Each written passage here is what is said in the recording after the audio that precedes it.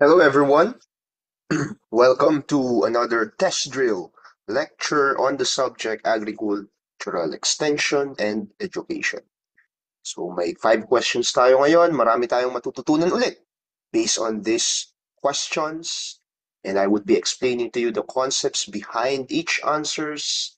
And I will be rationalizing why some of the choices in each question is not the correct answer. So simulan natin. Question number 1. It is a system that is centered on providing farmers with relevant, clear, and sensible advice, which depends on two-way exchange of communication. So that would be a good term na pwede nating bilugan because it's a keyword. Two-way exchange of communication contacts between families, extension workers, researchers, and administration. So ano kaya tawag dun sa system na yon or dun sa approach na yon? Is it a generalist system, participatory system, specialist, or top-down system?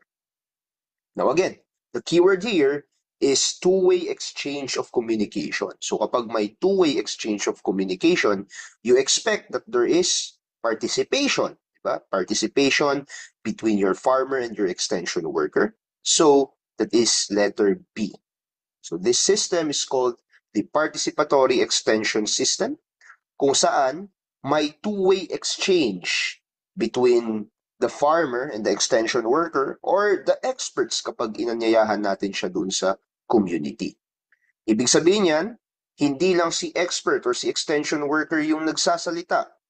Ang nagsasalita both si farmer and the lecturer or the expert or the extension worker.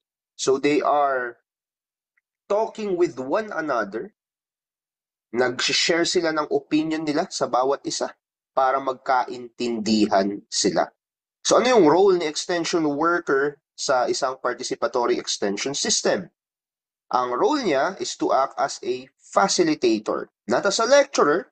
Hindi lang nanggagaling sa kanya yung information na kinakailangan ni farmer, pero siya yung tao na nandun sa community, encouraging the farmers to talk, asking the right questions so that the farmers will talk, and triggering thought-provoking ideas para yung farmers ay magbigay din ng kanilang opinion or i-share sa kanila yung i-share ng farmer yung kanyang experience nang sa ganun maging dynamic yung learning.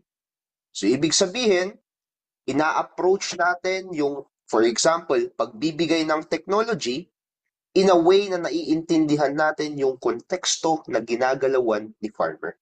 So ginagamit natin to para hindi lang tayo nagbibigay, kumbaga, ng technology na, oy, farmer, gamitin mo na yan. But rather, we are getting inputs from our farmer para ma-redesign natin kung ano man yung technology na pinopromote natin sa kanila in accordance to the context of their environment. So we get feedback from them para mas maging effective yung technology na ating pinopromote sa kanila. Yan ang definition,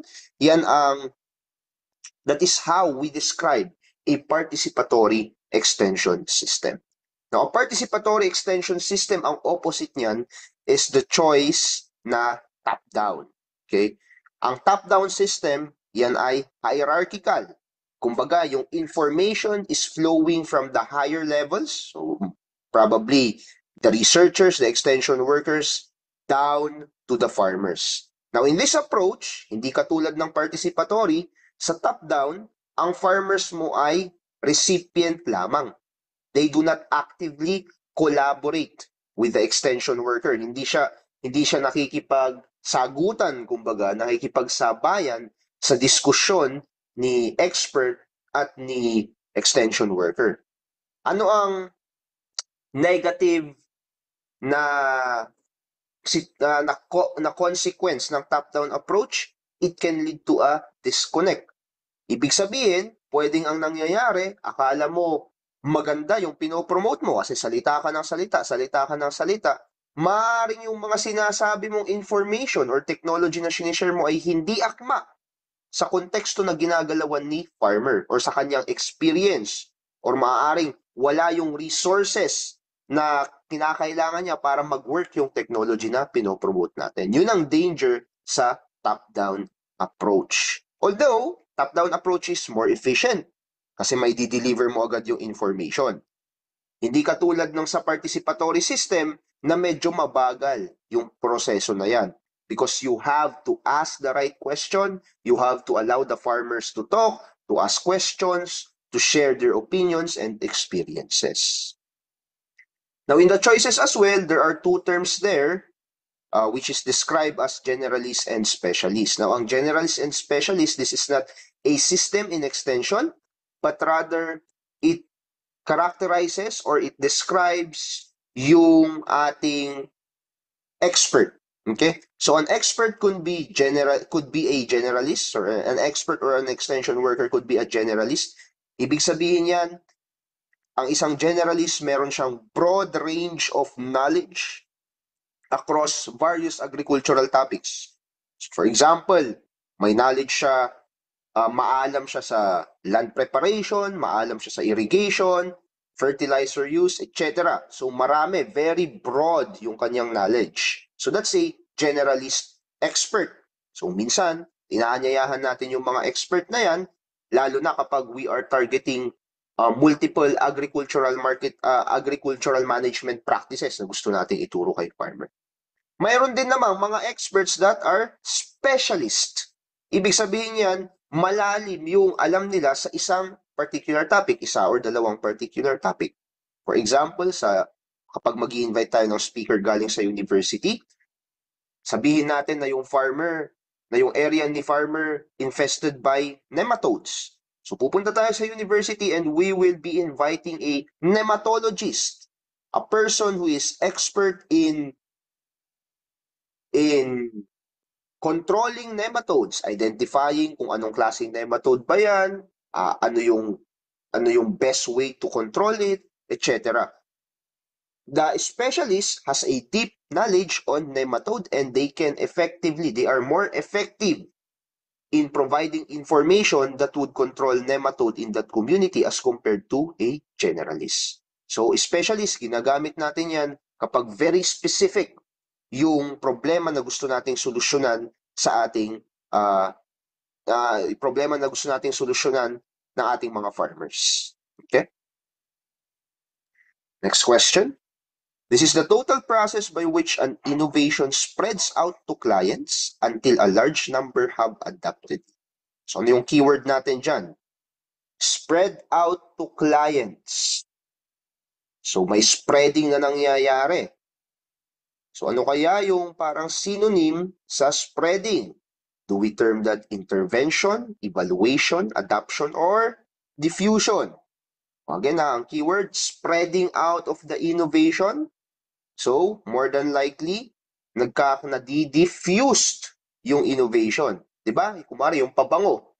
Ang pabango kapag na-diffuse siya sa hangin, nai-scatter siya or nadi-distribute siya sa hangin, kaya siya nagiging maamoy. Kaya ang tamang sagot din dito, diffusion. Okay?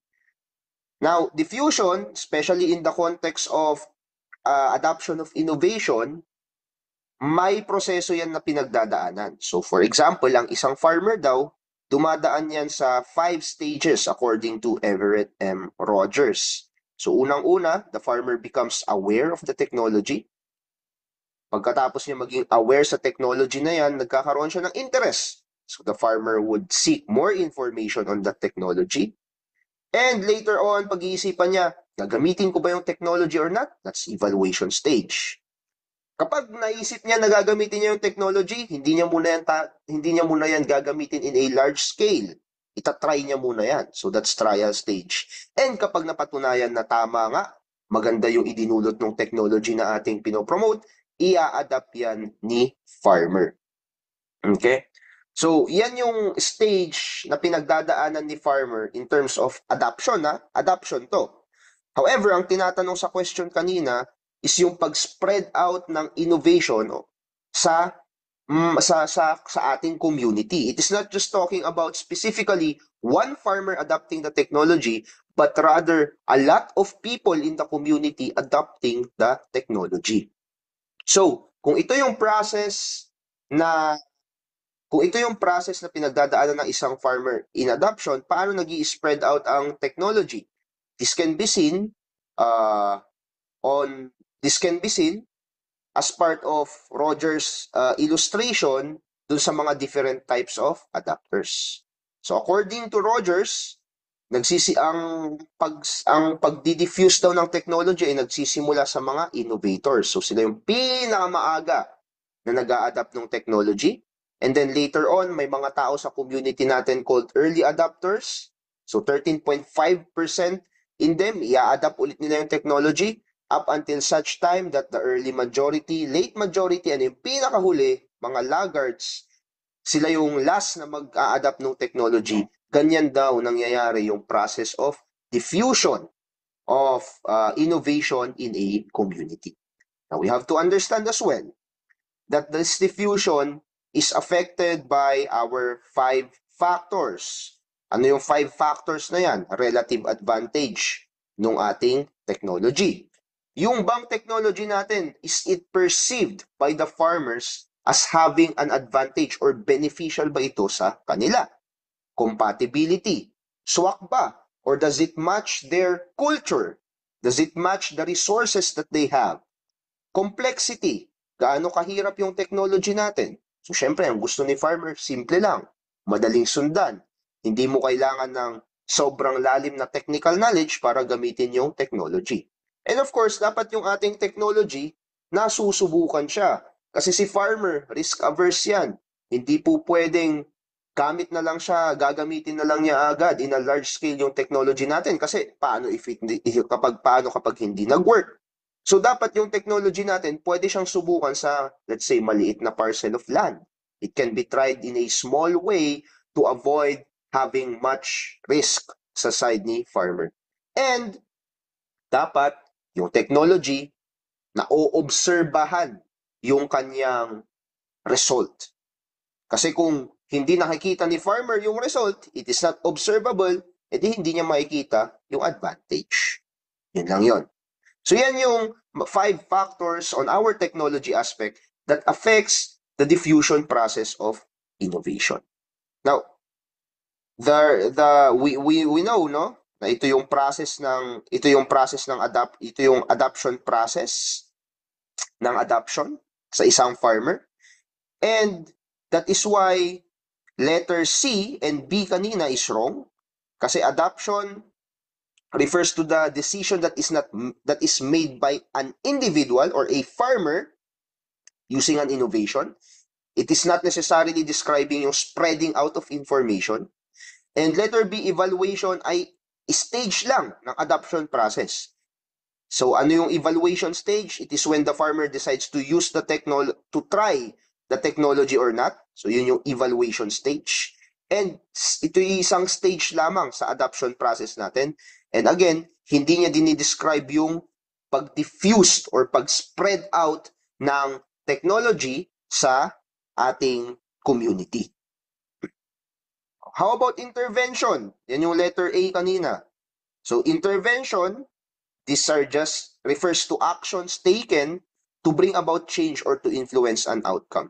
So sa konteksto ng extension, ang intervention might include mag-implement ka ng programa, proyekto, strategies designed to introduce new practices or technologies. Ang purpose ng intervention is may problema kaya you will be intervening.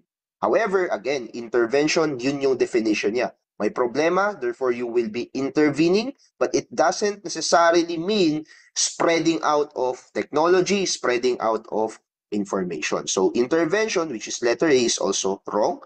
Kaya ang pinakatamang sagot dyan ay diffusion.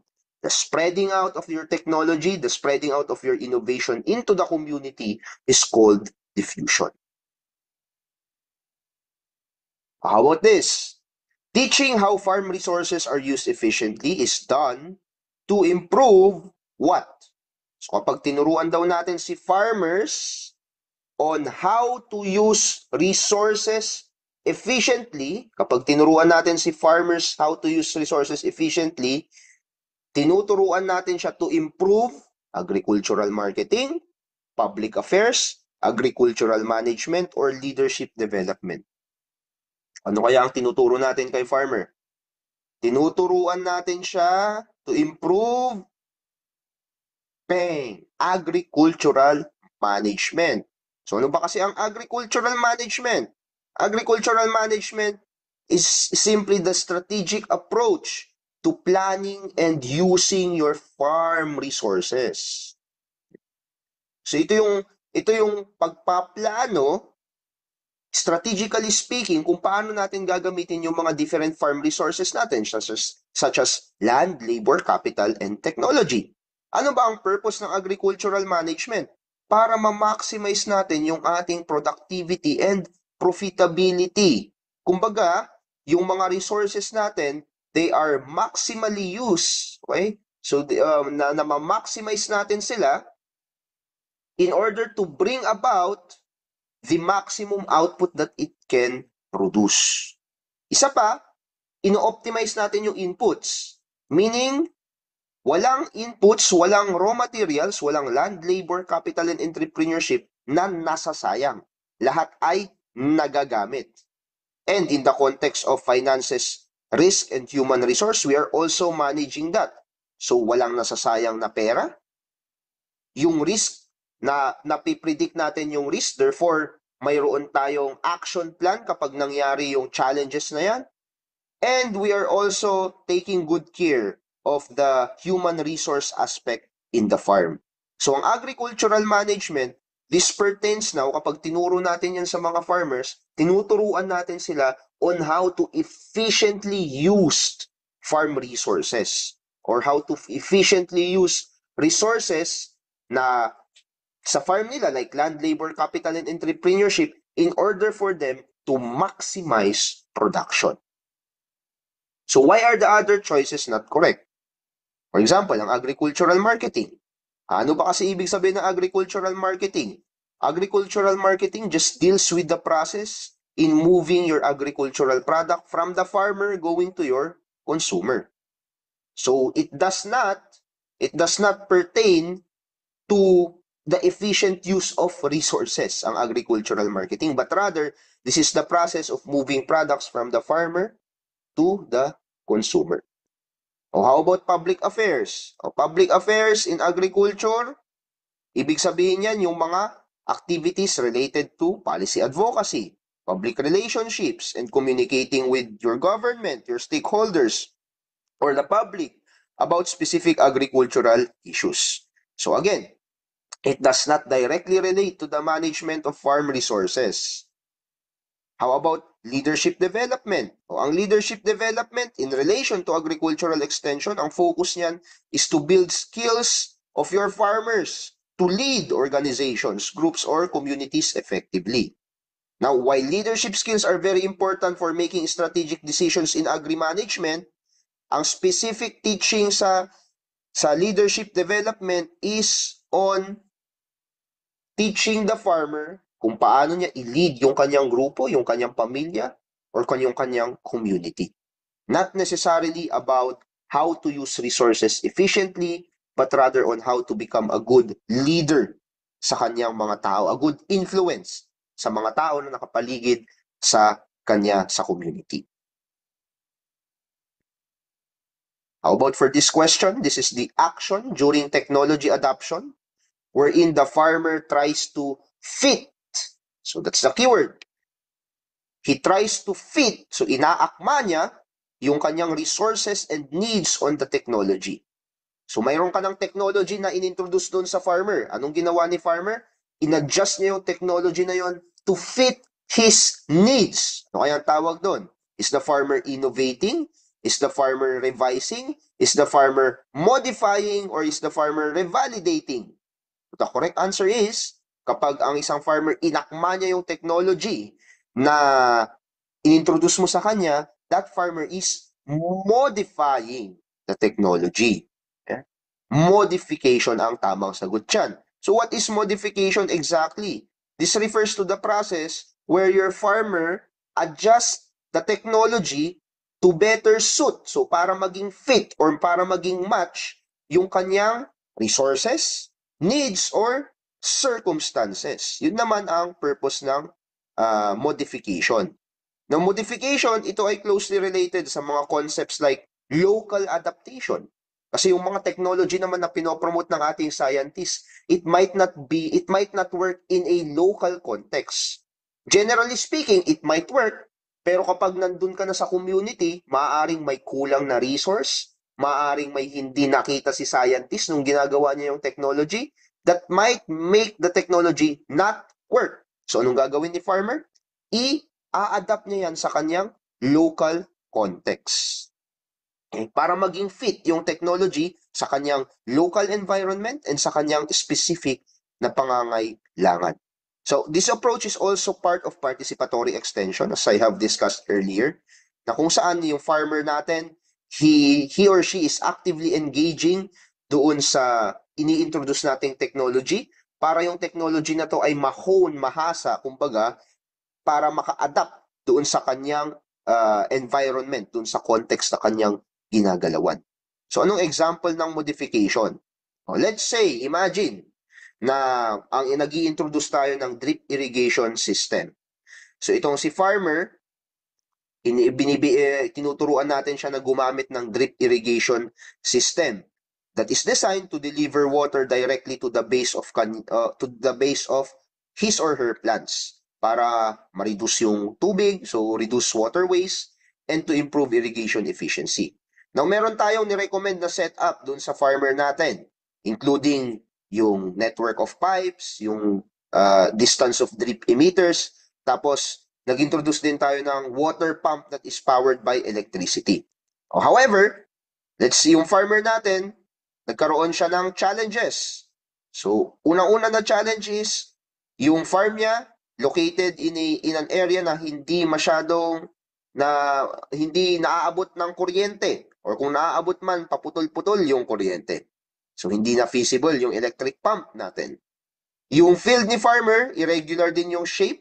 Tapos yung kanyang soil, magkakaiba rin ng type. So, may part dun sa soil niya na clayey, may part na loamy, and may part na sandy.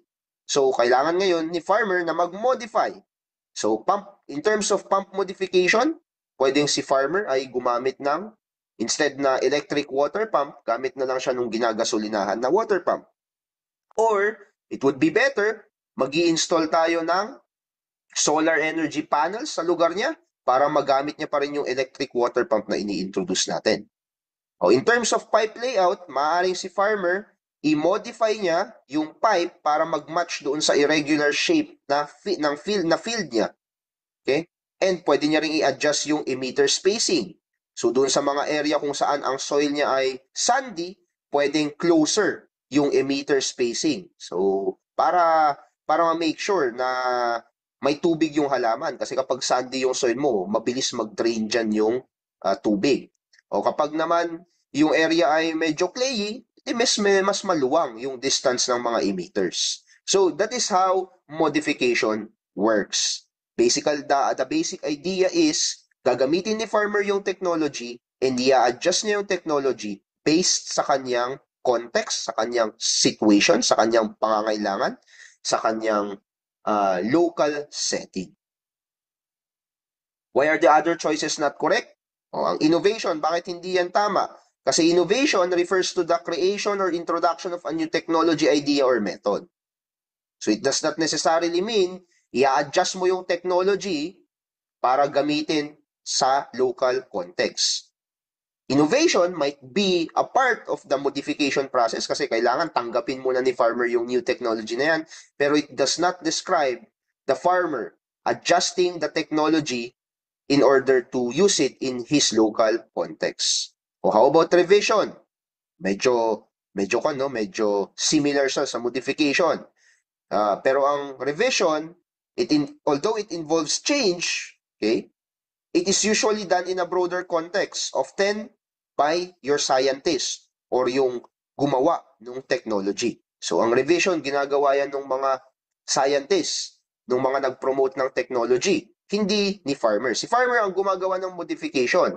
Ina-adjust niya according to the local setting. Pero minsan din, kapag ini-introduce pa lamang, nasa initial introduction stage pa lang yung technology, maaari na makakuha na ng input agad yung inventor ng technology and i-revise niya or i-update niya yung technology. That's what revision means. So how about revalidation?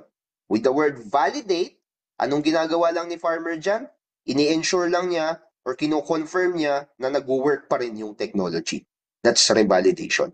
So in the context of technology adoption, it just means the farmer is confirming that a technology is still effective or appropriate pa rin sa kanyang kondisyon.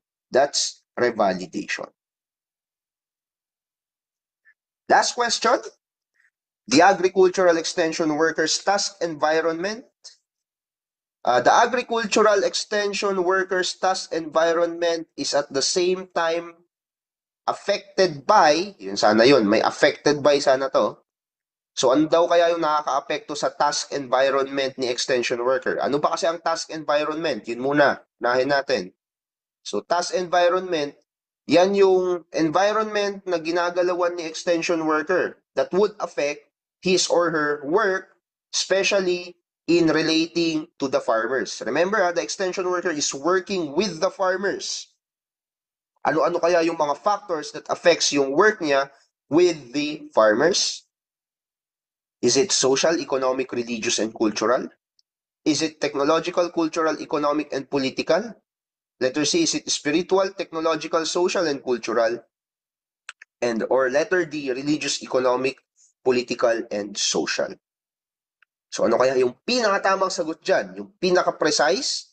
It is letter B, technological, cultural, economic, and political. So your extension worker is affected by these 4 factors. Unang-una, technological. So dapat yung extension worker, ikaw as an extension worker, should stay updated with the latest agricultural technologies, such as ano yung pinakabagong farming methods, tools, and innovations. Para kapag may tanong si farmer na, Sir, ano ba yung makakapag-improve sa aking crop, sa aking production, mayroon kang isasagot or mayroon kang i-share. Cultural is very important kasi sinabi ko sa inyo kanina, your farmer is actively and your extension worker is actively engaging with farmers all the time. And itong mga farmers na to, they came from very diverse cultural background. Kaya dapat si extension worker naiintindihan niya yung mga local customs, yung mga traditions and social norms na nandun sa community para effective yung kanyang way of communicating with them. Another factor that affects the task environment of your extension worker are economic factors. So what are economic factors naman? Economic factors, these are ano yung economic conditions ng mga farmers. Dapat alam ni extension worker niyan. Alam niya yung income level ng mga farmers. Alam niya kung may access ba sa utang or sa credit yung mga farmers and ano yung mga market opportunities ng ating farmer. Alam din niya kung ano ba yung natural na resources na nandun sa community na maaaring magamit. So very important na kino-consider yan ni extension worker para maging effective siya sa kanyang trabaho. Another one would be political. So ano ba yung political climate doon sa lugar na ginagalawan ng extension worker? Dapat alam na alam niya yan. Okay? Kasi yung political environment na yan, it might affect some of the lives of our farmers in the community. Ano yung mga examples ng ating political environment? Kumwari, agricultural policies like mga taxes na nababayaran, or let's say price control, price ceiling, price flooring, ba? Land use regulation, ba? Subsidies and support programs. Yung mga yan, minimake sure natin, especially yung subsidies and support programs, we are making sure that the farmer is taking advantage of that. In terms of regulations, dapat ine-ensure natin na si farmer, sinusunod niya. He or she is compliant on the on following the regulations set by the government. So these are the 4 factors that affects our extension work. Now, how about religion and spirituality? Now, religion and spirituality is not included there. Actually, is included there pero hindi siya another sector or another factor separate from the four. Religion and spirituality is considered to be part of culture. Okay? Consider siya sa part ng culture. Now, spiritual aspects, spiritual or religious aspects, they are typically less directly relevant to the task environment of agricultural extension work. Kasi ang spiritual aspect, it may vary from individual, kaya nga, may cultural diversity, pero hindi yan primary concern in the broad context of agricultural technology. Yes, we are still admitting that religious factors will influence behavior in some communities, pero they are not universally central to the extension workers' role. So thank you. Doon nag-end yung ating test drill on agricultural extension. I hope you've learned a lot. God bless everyone and happy studying. Thank you.